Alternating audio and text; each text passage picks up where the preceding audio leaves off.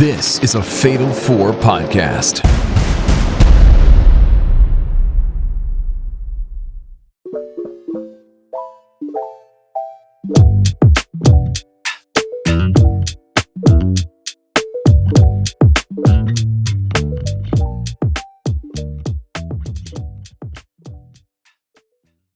Hello and welcome to Didn't Get All of It Japan, your home for all the most important news and happenings in the world of Japanese pro wrestling.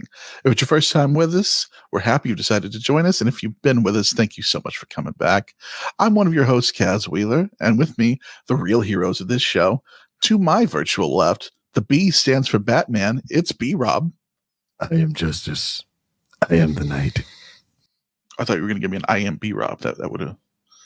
There you go. You are B-Rob.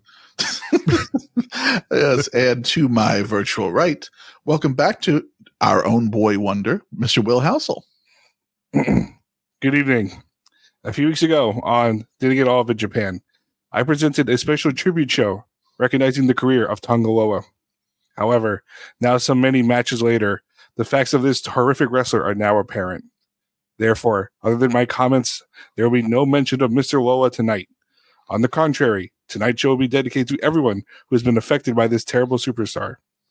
This evening marks the first step of the healing process. Tonight, the Didn't Get All of It Japan hosts will do what they do better than anyone else in the world: entertain you. Well said. Well said. Good. And before we get down to it, if you haven't yet, please subscribe to our feed on Apple Podcasts or wherever you get your podcasts and give us a review and that good old Tokyo Dome 5 stars. And if you want to join in on more of the fun, including our Fatal 4 podcast Discord, where we talk all week about all things wrestling, get exclusive shows and Discord exclusive watch-alongs and tape studies of many of the things we talk about here on Didn't Get All of It Japan, subscribe to us for just $3 a month on Patreon via Fatal 4 Podcast or go to fatal4podcast.com. That's fatal, F-O-U-R, podcast.com for links to that, our socials, and everything else we've got in store. Boys, we got a heavy news show tonight, so let's get to it. I think first off, we got to cover last weekend's New Japan show, Capital Collision. We had a few interesting things going on. Bring up the card here. B-Rob, I know you watched it. Yes, how did you feel about the show in general? I'm sorry, man. These American shows just don't do it for me until they get to the singles card or whatever. All that damn multi-man bullshit. You can miss me with all that. Just give me the goods. Well, I mean, that's a lot of New Japan shows anyway. I know. I mean, that's like how I watch it normally anyway. Yeah. Especially like when they I know I pine for the old days of the old interface of New Japan and everything. So simplistic, so simple, so streamlined. But now that they have a more so now that they have a more powerful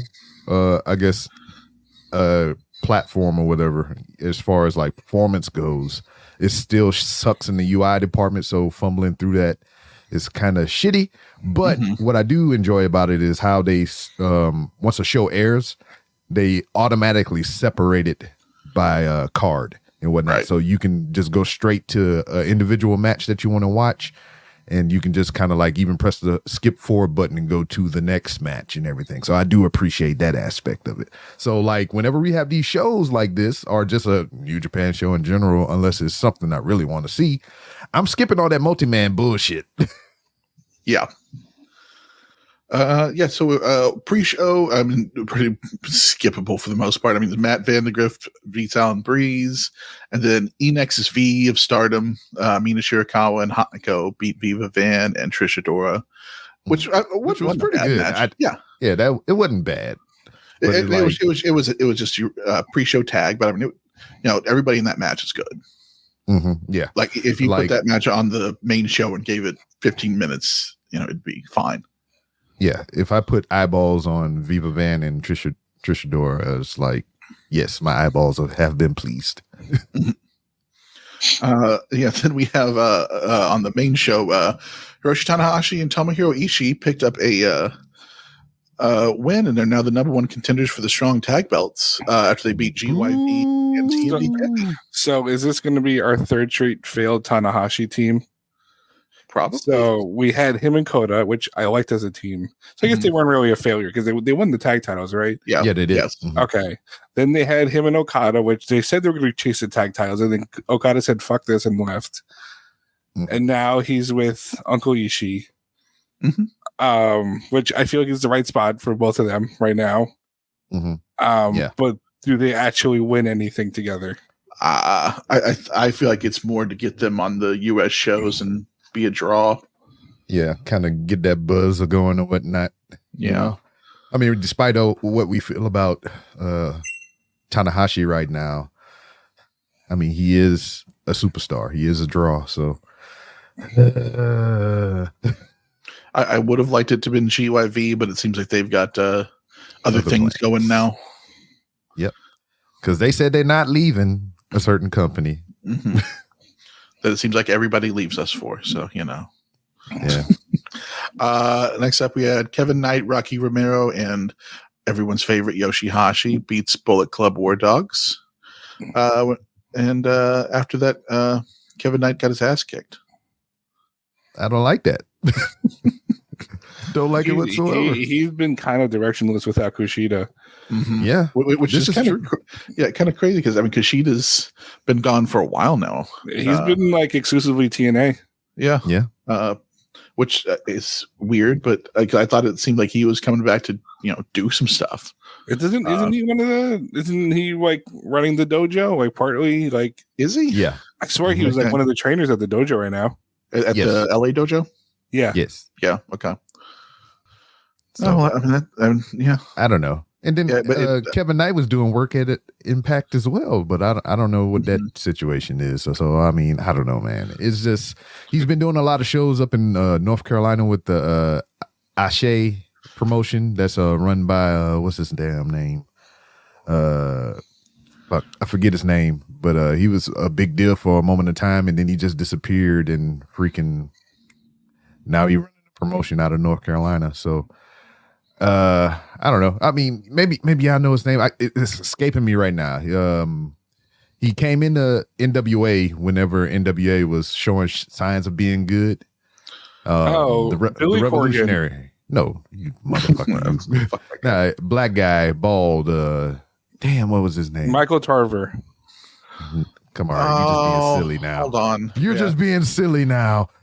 It'll come to me in a minute. Yeah, but he did he always did the vignettes and everything. The thing that I feel like Seth Rollins heard somewhere and he got it from him. It was like the Revolutionary. Are you talking about Fred Yehai?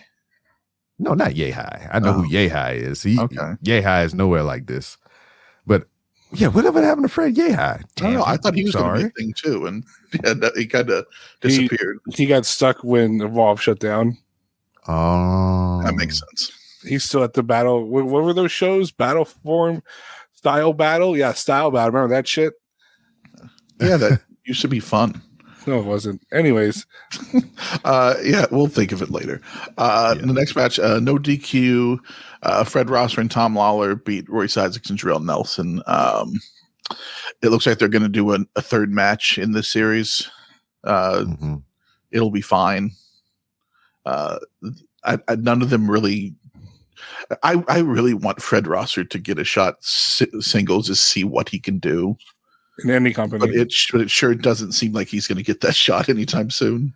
I never got why they didn't bring him in the G1.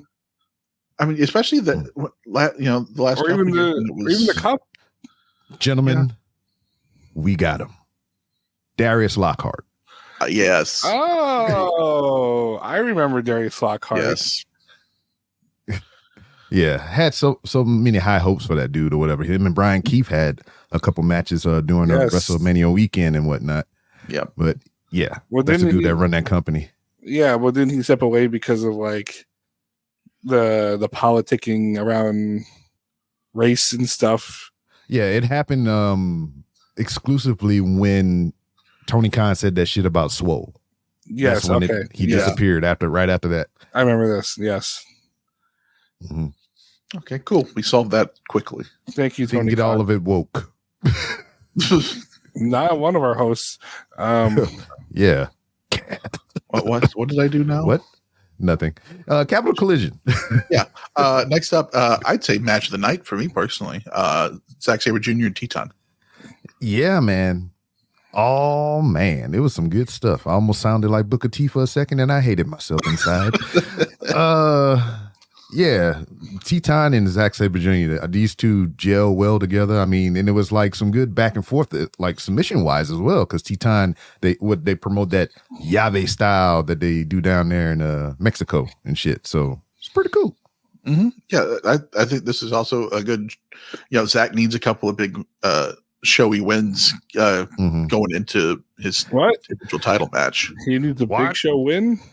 He needs some big. Oh Jesus! Okay, yeah, great. That match would cook. Oh baby! Listen, I want to see it just for the sheer nonsense. I would kind of like to see what that would look like. How much does Paul White bend? I don't know. I don't know. You just unlocked the kink for somebody. You're welcome. I thought, like I said, I think this is match of the night for me. I thought it was a good mesh of styles. I think Zach works. It seems like he's always worked well with lucha guys. Yeah. Because there's a lot. I mean, regardless of him being like heavily submission based or whatever in that European style, I mean, I kind of feel like it's not dissimilar from the way Teton was working. And it just gelled pretty well. Mm-hmm. Yeah, if they ran this back again, like in a New Japan Cup or something, I'd love to see it again. Mm-hmm. Speaking of people who can't bend too well, Tetsuya Naito versus TJP. We got some color. We got some color. Yeah, because he tans a lot. Yeah. But yeah, this was pretty much what you imagined this match would be. Mm-hmm. I mean, it's you get Naito on the card just because people want to see Naito, but this wasn't like a match that's fun to watch.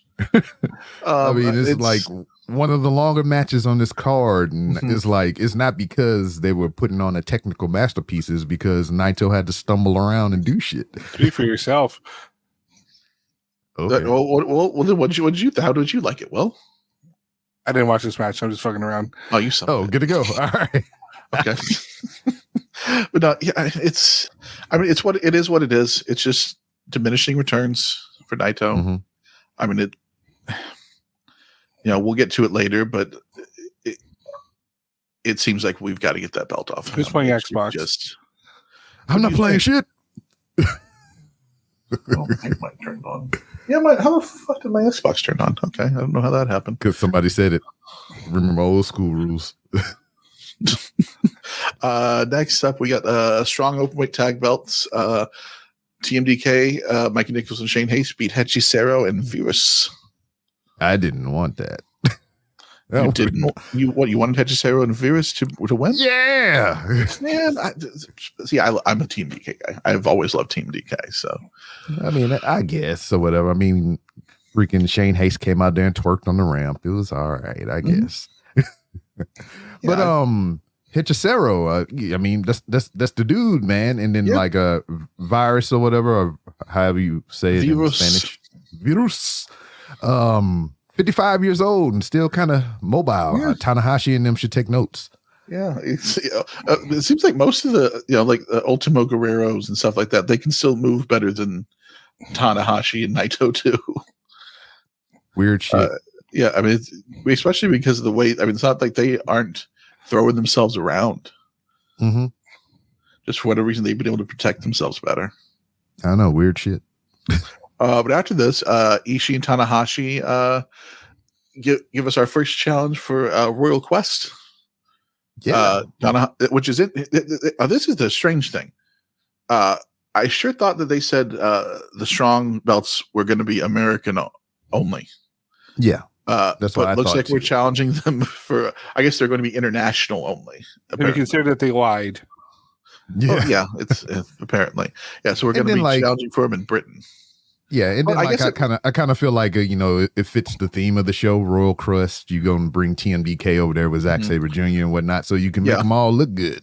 Yeah, and TMDK's over in the UK, so that'll be that's a good draw match. I mean, Tanahashi and Ishii, TMDK, that'll be. Yeah, and I think they said something about that on the commentary bit or whatever, but like I wasn't really paying attention. But I think they did reference what you were just talking about as far as them being landlocked to the United States.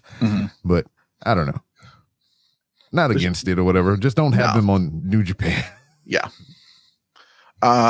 We also had Hiromu Takahashi and Mustafa Ali for the second time. Yeah. So I remember there was a stipulation to this match. Yes, it was. It was Ali? Whoever lost had to admit the other one was a better cruiser? Well, it was just the one. Yeah, I think it was just one window. Yeah. Yeah. If Hiromu lost, he had to admit publicly that Ali was the best junior heavyweight wrestler in the world. Yes. That was the only thing that was on the line, really. That and pride. So what did we think? Because I know we talked about that the first time they fought, we thought they had a better match in them. Do we think this was a better match?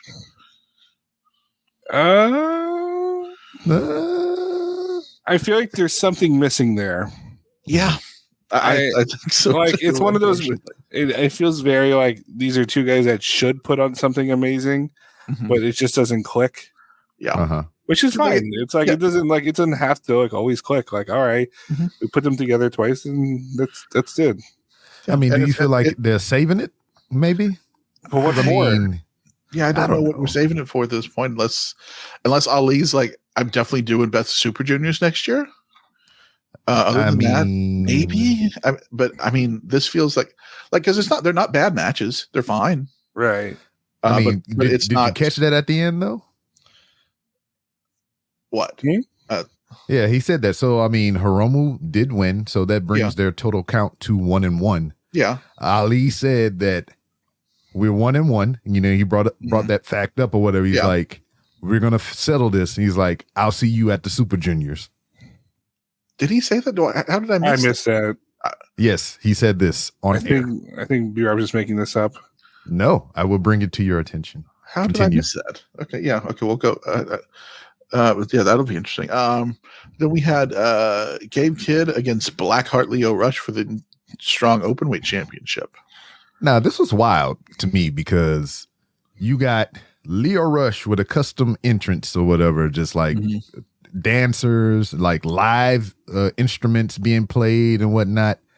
And then you had Gabe Kidd coming out to his new theme music that's like custom tailored for him and whatnot. Sound pretty dope. And it's just like, I don't know. I mean, they made this feel like the main event and they wrestled like this was a main event. Yes, they did. I feel like every wrestler should wrestle like it's the main event. Especially you got the title on the line. Yeah, Gabe Kidd picks up the win. I thought it went the way I wanted it to. I think they should keep that on Gabe Kidd until they're ready to move him up Japan side. Leo looked really good here. He's another guy who I would love to get back over Japan side too, especially for Best Super Junior. Hell yeah. Who's the current Chaos Junior? Is it Yo? Yeah, but he's injured, so I guess they don't really have one. Yeah, and there's like been no updates on that guy, right? Not recently that I've heard. I feel like there's been no updates on Chaos in general. Yeah, I'm technically, I guess Goto's the leader, but it's just kind of by default. Yeah, and it's not like anybody's teaming with anybody else except for Goto and Yoshihashi. Go to the store and get me some milk. HOTTOGO. No, HO. I had it. HOTGOTO. We all love our hot Goto. Yes. Yeah, I got a chaperone reference. You're welcome. We could have done that bit a little better. Yeah, could it have been better? Yes, but it's the try that counts.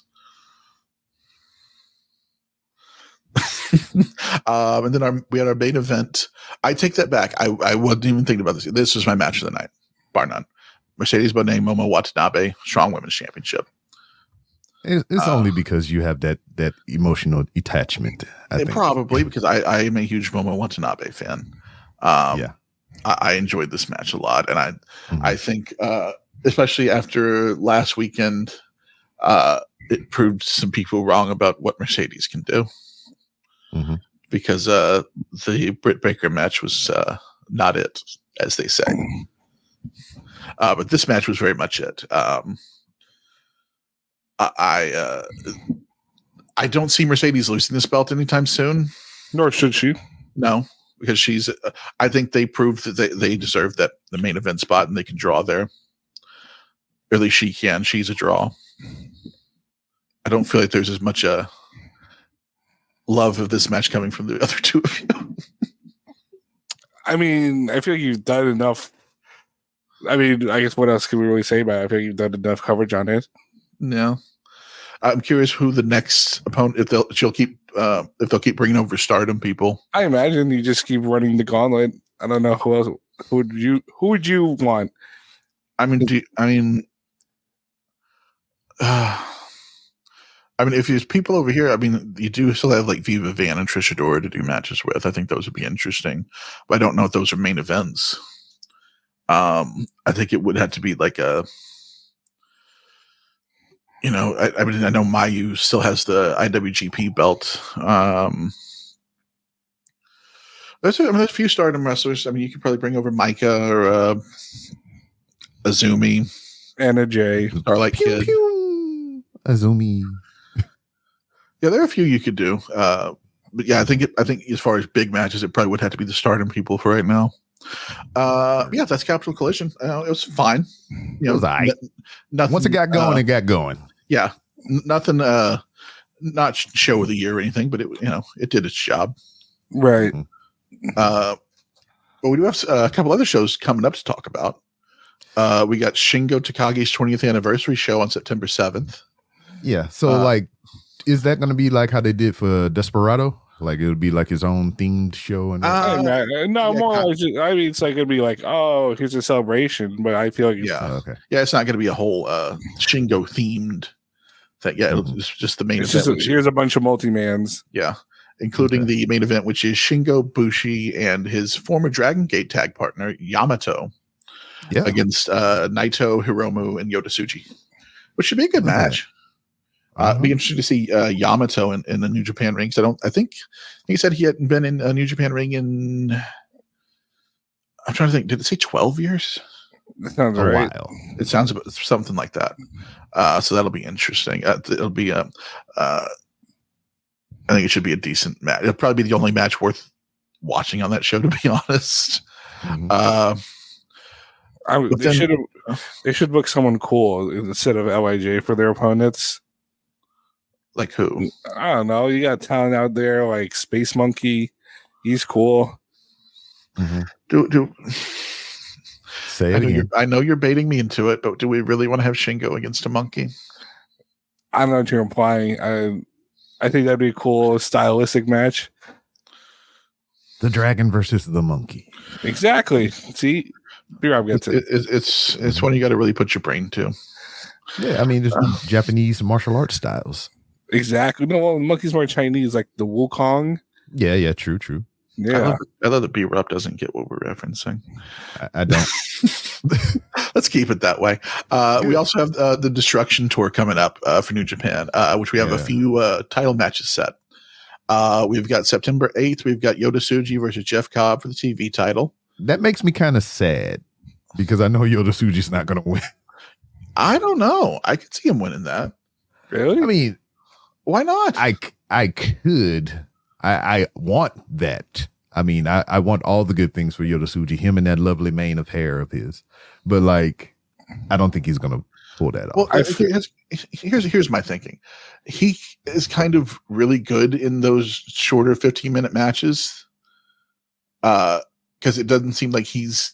I mean, I say that G1 showed that he could do longer matches, but he's been really good in the like 15-minute, sub 15-minute matches lately. Yeah, his I don't moves, think that would be a bad His spot moveset for is him suited right for now. that. Yeah. Right. Mm-hmm. So I could see it. It wouldn't surprise me either way, but I could see it.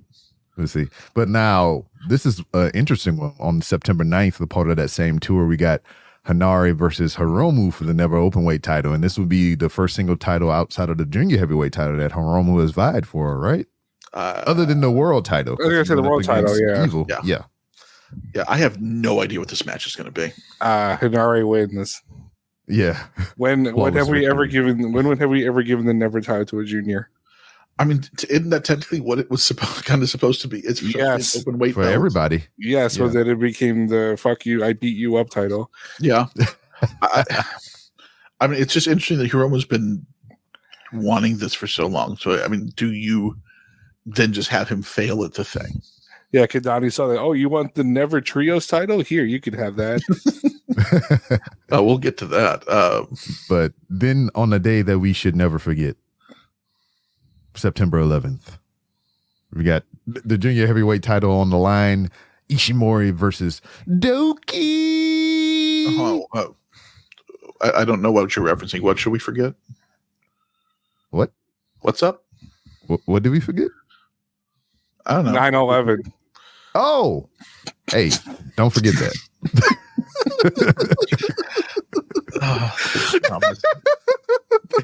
God damn you, man. That is the most shit you would laugh at Will. He's wiping away tears right now. How is it's a that fucking global tragedy. Yeah, Ishimori. We saw them wrestling Best of Super Juniors, and it rocked. So this should be a second. Doki has hit the tower. Oh no! I'd hope not, because I'd like Doki to hold the belt for a little bit. Yeah, I don't think Ishimori comes out of this. I think this would legit. I think this would be a statement victory for Doki. Yeah, especially because Despy lost it without having a successful defense. I'd like a couple for Doki to really establish him there. Mm-hmm. Yeah.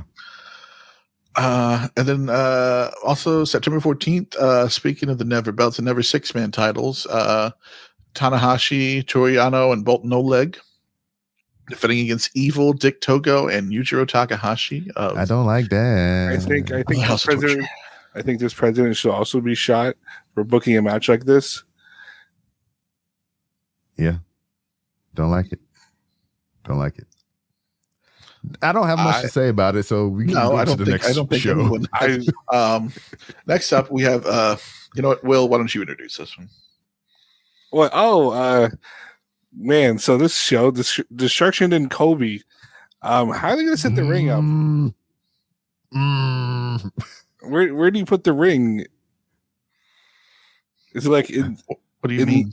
Is it like in the mountains where the copter crashed, or is it I knew it. This show is canceled. September 29th. I can't even talk. Naito versus the Great Khan for the world title, and Yoshihashi versus Finlay for the global title. So easy slam dunk. I don't think these titles change hands here. God no. Yeah, I mean Naito, Great Khan.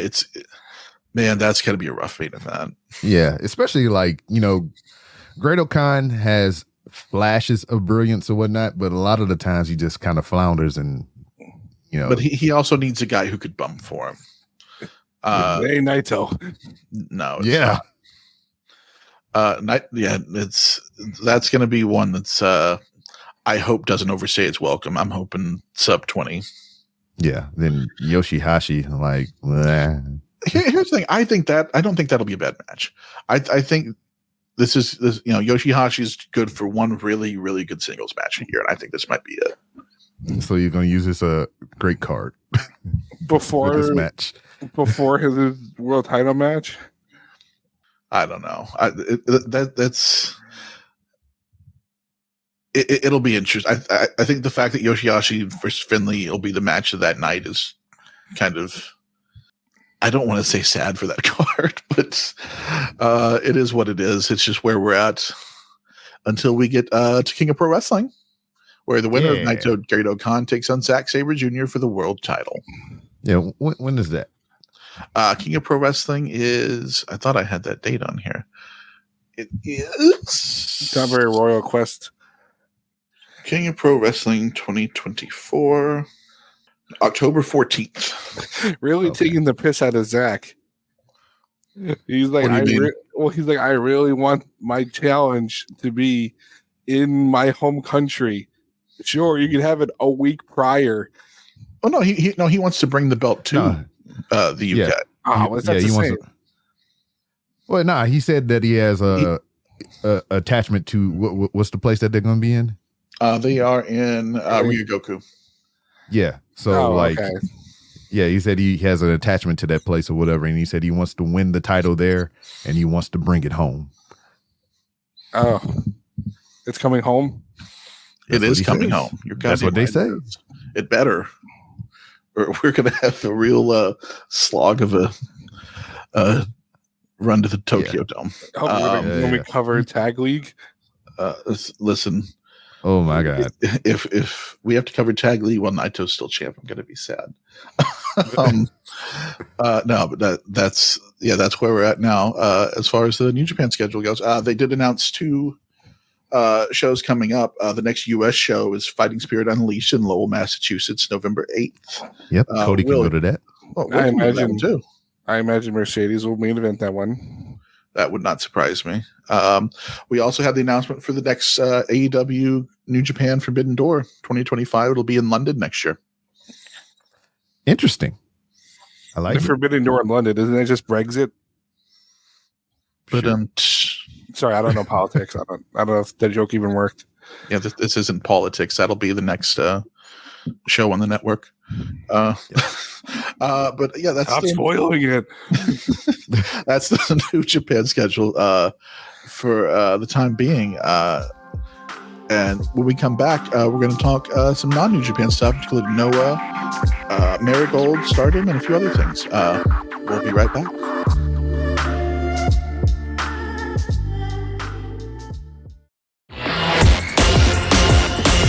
Squared Circle Strafe, the premier video game podcast of the Fatal 4 Podcasting Network. Join me, Pro Wrestling Noah, as I talk all of the latest gaming news in the industry, as well as insights into recent releases and beyond. There's plenty of 3-hour podcasts of people talking about video games on the internet, but Squared Circle Strafe provides a quick snapshot into what's going on in the world of gaming. The show updates on Mondays, so be sure to subscribe in whatever podcatcher you use so that you're always up to date. Enjoy your gaming.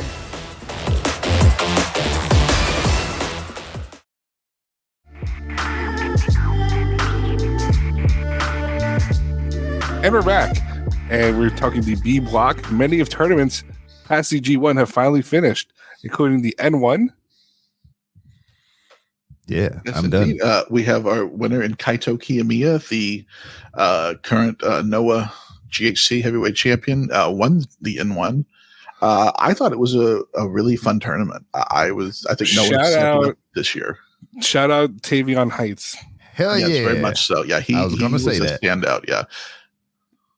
Yeah, coming over from NXT, which I didn't have a whole lot of hopes for with either of them. But Josh Briggs sucked ass. We went 50-50.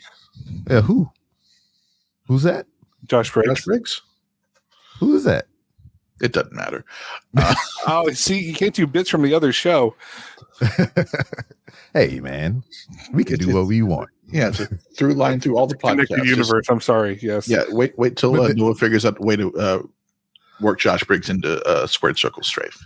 Yeah, but that was the thing about it, though. I mean, it's no secret. I mean, that's how you kind of view the two in this tournament or whatever. Because you look at Josh Briggs, and he garnered no buzz from this. Because even the stuff that they showed from Muda and Marufuji helping him out in training or whatever, he was just like there. There was no talk of him, there was no footage that I saw. Maybe y'all did, or somebody else could point it out to me. There was no footage other than Josh Briggs being in the room to where those two referenced him and said any good things about him or give him tips or anything. Maybe they thought he was Tavion's interpreter.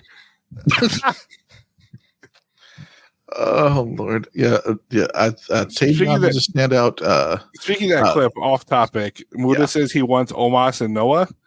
Yeah, Make it happen. I just want the sheer madness. Fuck it. Yeah, do it. Oh, I want to see him versus the big guy, the one with the Ryback. Come on, shut the fuck up, man. Over there in Noah, the one Kaz is high on, the one with the shaved head on the side, just came back. Manabu Soya. Yeah, I want to see that. I would be against that. I thought he had a good showing this tournament too, especially just purely based on his physical transformation. Yes, which was insane. See, I think you put Omos against the juniors. No, let's not do that. The other person I also enjoyed Oka Sasaki. I thought he did really well in this tournament. I really think Noah stepped it up a lot this year in N1. Like, it makes me want to see what they do next year with it. So, like, a question before we move on to the next thing. With the N1, so like we know now currently that when you win the G1, you get your main event spot, and they also added the caveat this year or whatever. They kind of eased that in there to where like the winner of the G1 can also pick when they can challenge the champion and whatnot. So it's not exclusive to, Wrestle Kingdom anymore. So what is the prize for the N1 winner? And then what is also the situation since the world champion has won the N1? I mean, it's pretty much he gets to pick his next guy. Okay, so similar. Similar to what G1 will be. And speaking of Kiyomiya's next match, it's going to be against Ryohei Oiwa on September 14th. It's Oiwa's final Noah match. They haven't said if he's coming back to New Japan from Excursion or if he's going to go anywhere else first. But he is done with Noah after that, and I think he's been very good in Noah so far. I think he's shown. I think when he comes back, he's going to be at the level that at least like Tsuji is right now. I mean, he will definitely be a standout on the New Japan roster or whatever. Because like even as I look at the Noah roster, a lot of those people are, just it's funny to say the word. They're foreign to me, because I'm not used to the the Noah product and whatnot. So like when I do look at that roster and I do see Oiwa on there, he stands out even amongst them or whatever. So I know he'll do that when he comes back to New Japan. Just another young boy to overshadow Shooter. Unfortunately, right? Yes. Even your boy that got injured, freaking Yuya. Yeah. And because like I I'm not gonna lie. He got that rub from NXT superstar Joe Hendry. What do you expect? But no, even you're right. But like even then, like before that happened, when I was watching him in Impact, I wasn't feeling him. But did he kind of found a little bit of personality when he got with Joe Hendry, and that was because of the Joe Hendry rub, as you stated. But like I still wasn't sold on it. But when he returned and just his performance up until this point, he's really changed my mind. And like I'm looking at Shooter like, fuck, bro. Yeah, it's great because I mean Shota, he was the guy, especially when they were Young Lions. They were like, oh, Shooter's he's going to be he's the one, and Mox took him under his arm. Yeah. And it seems, but I don't know. It seems like everything Mox has touched is kind of, I wouldn't say turned to shit, but just hadn't turned out the way you expected it to lately. Yeah. But that's about all we got for Noah at the moment. We also had the 5-star Grand Prix. It has ended with the winner, the former World of Stardom champion Micah, beating Saya Kaimatani. Which is kind of what we talked about before it started, kind of how we had anticipated this ending, because Saya cost Micah the World of Stardom title. Word.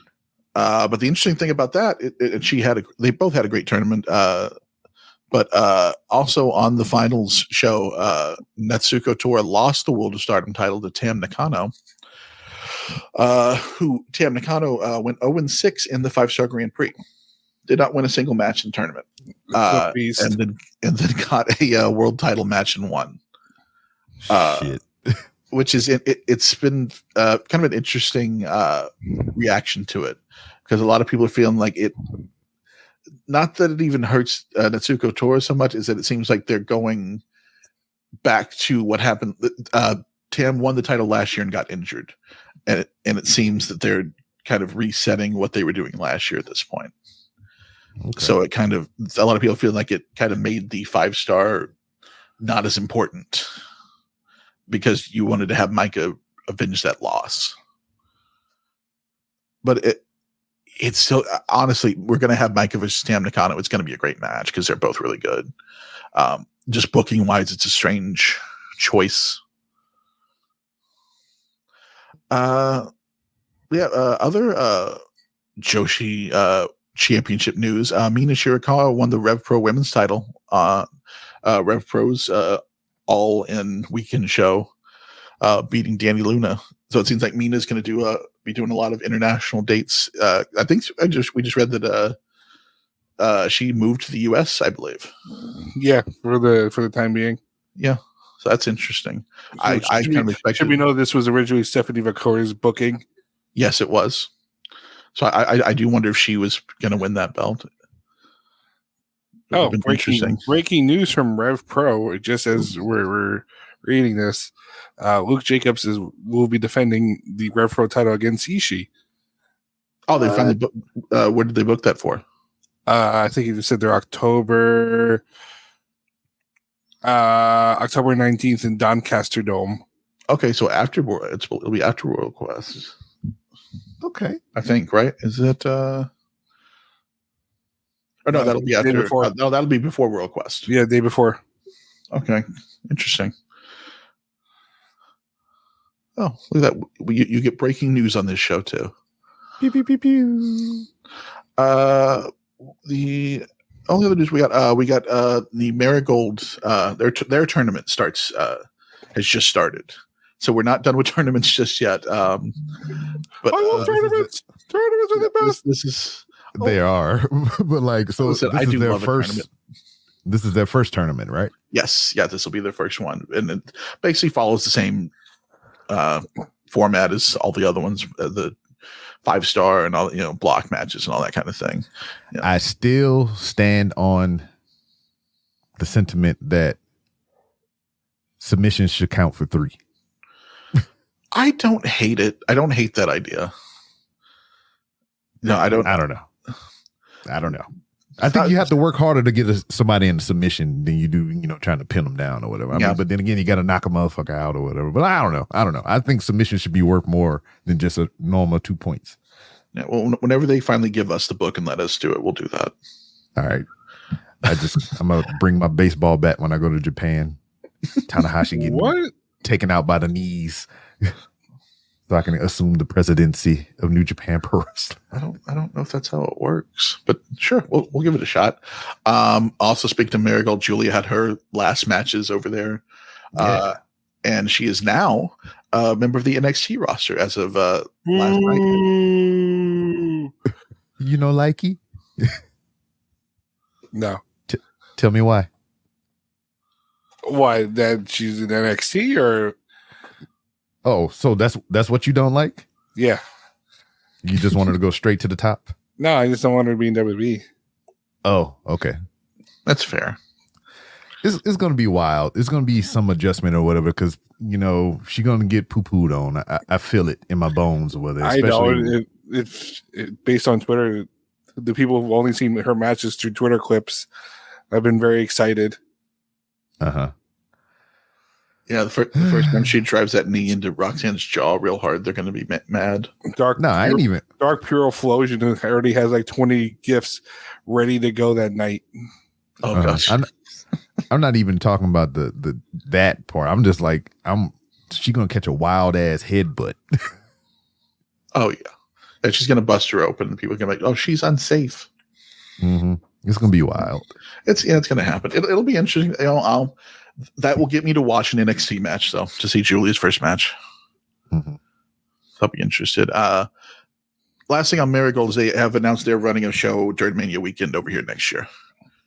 Sweet. So that'll be in. If you wanted proof that they're a de facto developmental for WWE, they're running with the Mania show next year, which will still be cool. I mean, it'll be cool having because Stardom did for a few years during Mania weekends, but they haven't since pandemic. But it'll be interesting to have a Joshi promotion over here again. Yeah. But we get to this little bit of news right here, and I just want us to step back and give the floor to Will here. Sir, the floor is yours. Let's talk about the tragic sudden retirement of one Yoshinari Ogawa. For those who don't know, Yoshinari Ogawa has been a staple of the pro wrestling Japanese scene for the past, it's probably since like the 80s or 90s. Yeah, I want to say the 90s. Known affectionately as Rat Boy by the fans. Because he does like little shitty little pins and like sneaks up on you. You know how like Zack Sabre Jr. likes to do all that stuff? Yeah. That's where he got it from, because him and Ogawa were a tag team. Nice. So Ogawa got his start back in like the 90s in All Japan. I think he was kind of like after Onita fell out and became a deathmatch guy. Ogawa basically became his successor as the ace for All Japan. Then he bailed out alongside everyone else in Noah. And he's just been a consistent guy throughout. He was like one of the last remaining remnants of the Pillars, so it's kind of sad to see him go. How old is he? He's 57, which is really crazy that he was still going. But like, he always had this like cool aura to him. I mean, it's fun to make fun of him because he just looks like a shitty old man with sunglasses and his leather jacket. And his shirt just said Yoshinari Ogawa and nothing else on it. But dude's got a cool catalog. He has a really cool match in '98 against Jun Akiyama. Go check out. He has a cool match against Kenta in '04. He has a nice deep little catalog against probably all of your favorites from the '90s and 2000s. And it's really unfortunate to see him retire so early. But shout out Rat Boy, and hell of a career, sir. Indeed.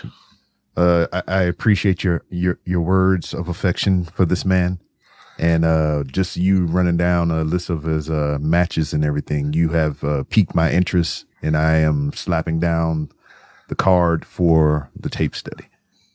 Interesting. Yes, I could probably compile a serious tape study on Ogawa. Yeah, that'd be fun. Yes. Because I'm not as familiar with him either. Speaking of old dudes wrestling, yes, we had our last bit of news for this block. Dory Funk Jr. at 83 years old became the oldest wrestler to ever perform when he teamed with Osamu Nishimura against Atsushi Onita and Raijin Yaguchi in a double hell electric explosion death match. Now we should mention this happened because it was Onita's anniversary show, which is what it was, the 50th anniversary show, I believe, and it was the 1 year anniversary of Terry passing away. So it made sense, but also it really shouldn't have, because for those who don't know, Nishimura has cancer. He's in the 60s, and he had to get waiver claims basically from the doctor that's like, listen, if you'd go die in that ring, that's not our fault. So like, this could have been the actual first ever death match. I mean, you forget Paraguay Jr., but Misawa. But that wasn't a death match. It just was a match with death. Okay. Also You're right. true. You're right. Yeah, so for those who didn't It's see hard to it, pivot from that. I'm sorry. Yeah, I put you in the corner. Dory Funk gets hit with an exploding bat in the back. I need to watch this match. You really do. So shout out Dory Funk. Shout out the Funks in general. I feel like obviously this podcast wasn't around when Terry passed away, but Terry doesn't get his flowers enough. But so doesn't Dory. Dory should get his flowers too. So shout out to the Funks. both of them tremendous wrestlers in their day. Terry Funk's one of my all-time favorites. I don't think I've ever seen him doing anything I did at least enjoy. Have you ever? I'm going to send this to you. I don't know if you ever watched it. The episode where he's the GM of Nitro for a night. Yes, and yes, the one where the Jeff Jarrett Jimmy Snuka match. Mm-hmm. Okay, just making sure. Yeah, if you haven't seen it, go see that because we won't spoil it, but it's very good. It's such a fucked episode. I mean, listen, late era Terry Funk is some of the best stuff because he's just a crazy old man. Mm-hmm. Just don't give a fuck. No, never did. But he was. Always, I love it. I don't care, Waller. Terry Funk forever. Forever.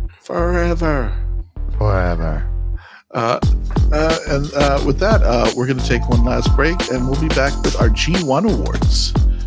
Hell yeah. Oh my.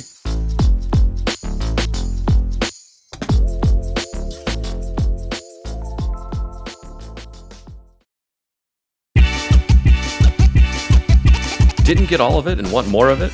Support the show and sign up for the Patreon. For only $3 a month, you'll get exclusive access to Fatal 4 Podcast's Discord, where we hang out all week, chatting all things wrestling, video games, and who knows what. Plus, ad-free episodes of Didn't Get All of It and bonus content that you can't find anywhere else, like extra podcasts from the Fatal 4 and pilot episodes of new shows coming to the Fatal 4 Podcast Network.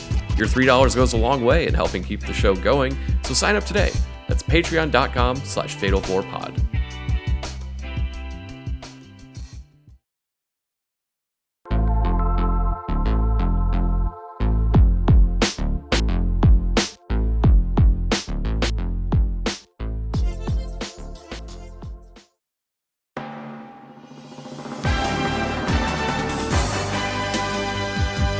And welcome back.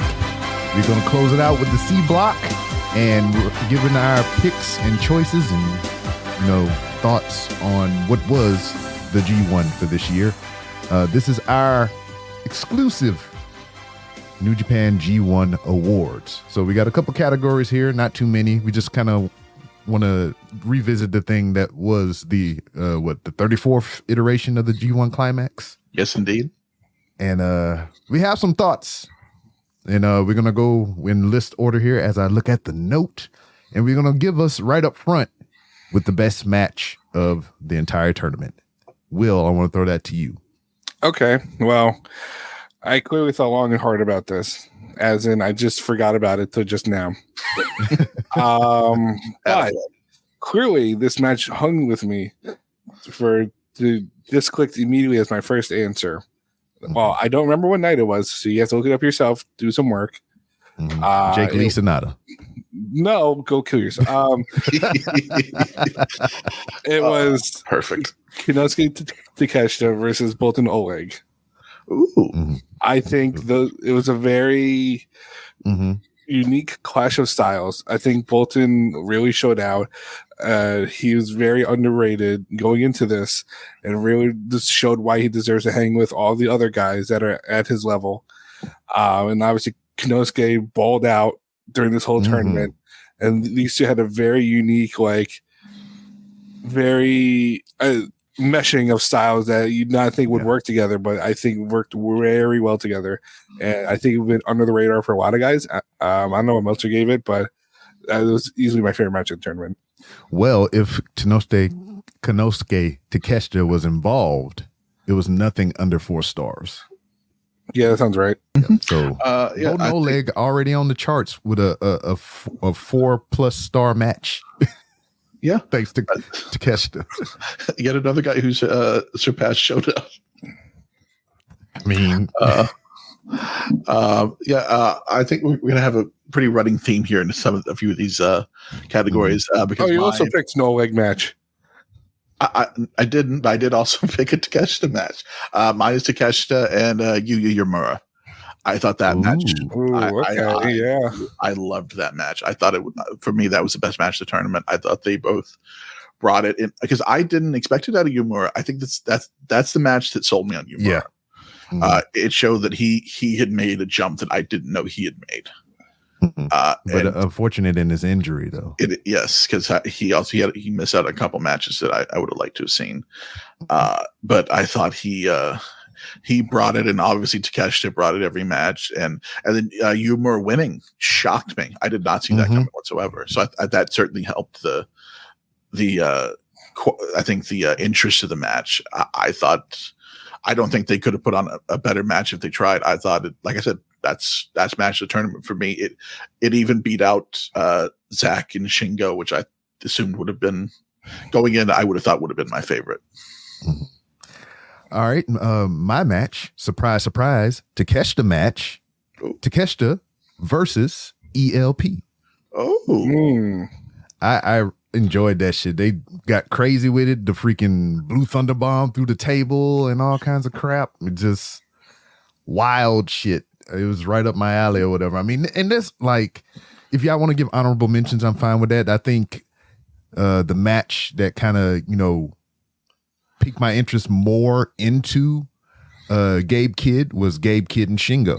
That was a good match. And if I can give another honorable mention, it would also be Yuya Uemura versus Tsuji when he got injured or whatever. I mean, even though he fucking tore out his rotator cuff or shoulder or whatever it was, he still went through and finished that match. And like, you thought he might have been selling, but nah, that motherfucker was hurt.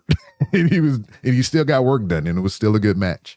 So that was my honorable mentions, but my award goes to Takeshita and ELP. I think that's a great pick too. I think I think we're going to hear Takeshita's name a couple times before we're done here.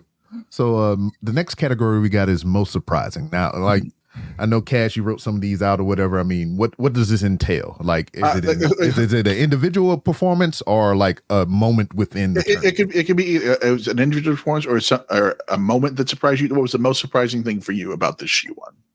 Okay. All right. Once again, I'll throw it to Will. The rise of Gabe Kidd.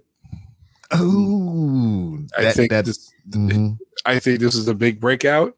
I wasn't expecting him to have such a lively reaction towards him to the point where people were clamoring for him to be a face. And where the idea of him versus Konosuke seems like a viable match I would want to see because they teased that at the end. I think that's the biggest surprise for me. Originally I was going to give the award to Oleg because Oleg just balled out and he really beyond all my expectations of big grappler guy. Yeah. But I really should have saw that coming because I love big grapplers, so fuck me. But yeah, Gabe Kidd's rise to stardom, not the Joshis. That would be fun though. I like to rise to stardom. All right, you pervert. Will, what you got? Rossi. Will, we already did Will. Well, I mean, if you want, I know I keep I keep doing this, man. He's like my mom and shit or whatever. Call me like all my siblings' name before she get to mine and shit. Kaz, what you got? Yes, mine is Bolton Oleg. Before this tournament, I was like, he's just a big guy and a junior, and he's fine. But I thought he really stepped up in a way that I was not expecting at all. He hung in there with every star that he was put in the ring with. He worked. I don't think he had a bad match the entire time. I think he showed that he's got something very different than any of the other young guys have in that size and strength, and because he's also surprisingly fast for as big as he is. I think that was the most surprising thing because I just was not expecting, him and Callum Newman winning the play-ins. I assumed both of them were just going to be pin eaters, and neither of them were. They both won some matches, but Oleg really used his opportunity, I think, better than anybody. At least better than I expected. Yeah. Night one set the tone for Oleg for me or whatever, because his first match was, I think, Ren Narita, and he won when I thought he was going to lose for sure. And like, you're right. I mean, everybody that he went into the ring with, what Will was saying is like, contrasting in styles. I think Oleg across from anybody is a contrast in style, because like he's another one of those people. If you stand him next to the rest of the roster, you know, that's the one like, who the fuck is that? You know, so like that's how his presence is in ring as well, and I like that a lot. That's a good pick. Good pick. My most surprising, I can easily say Takeshita, but I am also going to go with Mr. Gabe Kidd.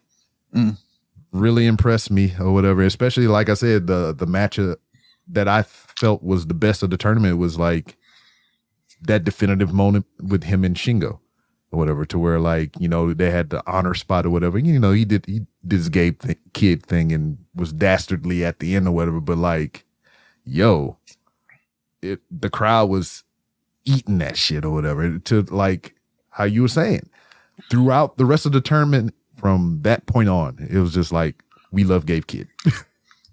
Yeah, you didn't expect the G1 to turn Gabe Kidd face. Nope. I don't think he expected it either, which could lead to some interesting bedfellows later with this Bullet Club stuff.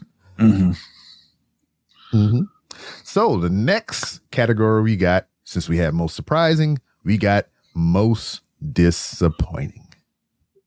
William, what we got? So this is a tie. Ooh. Initially, I was giving this to Naito, but then I thought about it, and I'm like, why would I have expectations for Naito? True. So then I thought about it, and a lot of the hype went into a certain group of guys going to the tournament. And two specifically came out wet farts. And that was Red Narita and Shota Umino. Yeah. I feel like both really had all the makings to finally like show up, and neither really delivered. Now it could be circumstantial. I know Shota got hurt. I know Ren's stuck with this shitty gimmick right now. So it's like, obviously we don't know what really could be, but I feel like both had the chance to really, especially with their contemporaries already being elevated so much, and you got new guys coming in already leaping shining them over there, right? So it's like, it's either you show out or you get left behind. You're gonna be working with the dads or working with Noah at some point now. They're gonna ship you out. So I don't know. I feel like those two just really, really underperformed. Yeah, you're right. Kaz, I'm gonna have to piggyback on Will. It sounds fun. I'd enjoy that. But I'm gonna go with Shota Umino. I think you said it very well. I think he had a chance to really shine, and you know, I don't know how much the injury affected him versus anything else, but yeah, I mean, he has kind of fallen off versus, you know, your Bolton Oleg's, Sujis, Yumaras, Oiwa when he comes over. I mean, they're all gonna have, like you said, they're all gonna have jumped over him. Yeah, and it's just kind of weird to see the guy that everybody thought was anointed the next guy kind of just not pull it together. Yeah. And as much as you know, as sad as that sounds, I too pick Shota Umino. Ooh. It's just like, I mean, clean sweep. Da, da, da, da, da. I don't know what it is, man. It's just like so many high hopes or whatever, and they just fell so far here in this tournament and whatnot. I mean, injury be damned or whatever. I mean, hell, you had Yuya Amora fucking arm flop off in the middle of the match, and he still had a better overall performance in that one instant than Shota's had the whole fucking tournament. So it is what it is. But we got a fun category coming up here, a little speculation and whatnot. We get to give some fantasy picks on what we might see next year in the tournament. So I guess this would be exclusive to like, you know, how we got Takeshita in the tournament this year and stuff like that. So like surprise entrance into the next year's G1 35. So Will, what are we thinking? What would you like to see or whatever? Because we don't have definitive answers. We don't have no inside baseball on this. It's just, this would be more or less what we want to see in next year's G1. My feeling, I feel like it's going to happen. Ricochet in the G1. In the G1. In the G1, yes. I feel like he's going to graduate from juniors. I think he's a little too big to be juniors right now. Mm-hmm. But Shingo says no. My want, and this might be a bold one, assuming he's still there by next year, Daniel Garcia. Ooh. Oh, interesting. That'd be maybe that's some incentive. Tony Khan's like, all right. I don't know why he was Kermit the Frog there for a second. Hi-ho. Tony the Khan here. I will give you all the money. No, but I actually no. Now that I'm thinking about it, speaking of all the money, how about Swerve Strickland? That would be fun, man. I would love to see him do that. That would be fun. He flies in Nana with him. That would get so over. Oh my God, you would. Oh man, that entire crowd would be that dance. Yeah, just send Nana over. Fuck it. And my honestly, my last wish is Jeff Jarrett. Okay. Oh, ain't he great? No. So those are my. Jeff Jarrett's the best. He is. He really is. Greatest Carney to ever Carney. Kaz, what you got? I think it's just getting to the point where if it's going to happen, this the time is going to happen because he's just getting too old to do it at a certain point. It's got to be Claudio. Yes, I think it needs to happen because I think he's just so suited to that. Yeah. And I think there'd be a lot of fun spots in there, and he'd be really good in it. And he's shown that he can work with the Japanese wrestlers really well whenever they come over. So I think it's the one. I mean, it's the one everybody's wanted to see for years. But I think if it's going to happen, it's got to happen soon. He's the fucking Swiss Army knife of professional wrestlers. He can do anything. I think I don't know if he would have as good a showing as Takeshita, but I don't think it'd be that far from it. Mm-hmm. Him and Shingo. I'm sold. Oh, yeah. Yes. But I mean, that is a good fucking pick. Just if we just pulling things out of the ether or whatever, shit, throw Bobby Lashley in there. Yeah. Give me some of that. Yeah. Let him slap meat with both no leg or whatever. Let's see how that look. And we get some undercard tags with Bobby and MVP. Mm-hmm. And Exactly. Shelton next. Bring them all back. Yeah, bring Shelton back. We love Shelton. Hell yeah. Do we love Bobby? And then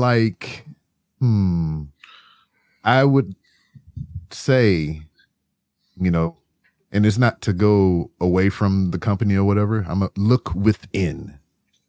And I've said this before. We've talked about it before. I think this could be a G1 to where we have Hiromu step up. Yeah. Go through the tournament. I mean, especially if he's starting to, he's going for that never belt. I mean, it seems like he might be starting to get what he wants and start wrestling some of the heavies. So it wouldn't shock me. Mm-hmm.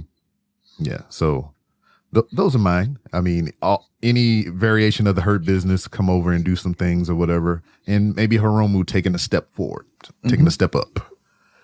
All right. So now, here we are, gentlemen.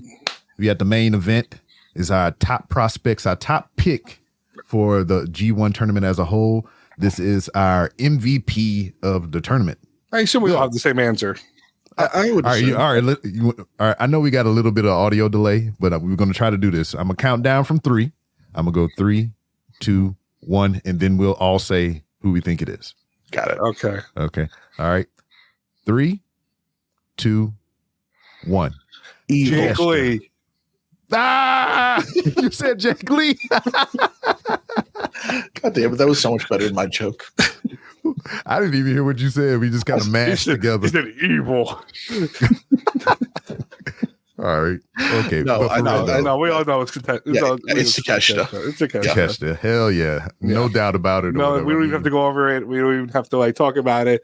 Dude just went balls to the walls. He said, "Free me from this goddamn Don Callis bullshit." Hell yeah. Yeah, he went on and had no match that was under 4 stars. Mhm. Maybe the best G1 showing anyone's ever had. For real. It's up there. Yeah, and I wanted him to win. I knew he He came wasn't, close. He came close. but I wanted him to. And then, like, for them to put that much faith in, somebody coming from the outside to have him go to like the semifinal or Maybe final like contract tamper. Maybe Hey. you come over. that. Hey, they played it up on commentary so well, and like even you can hear it from Takeshita from if you look on the internet. This dude at 9 years old submitted a resume to New Japan asking for a job. He wanted to work for that company at 9 years old.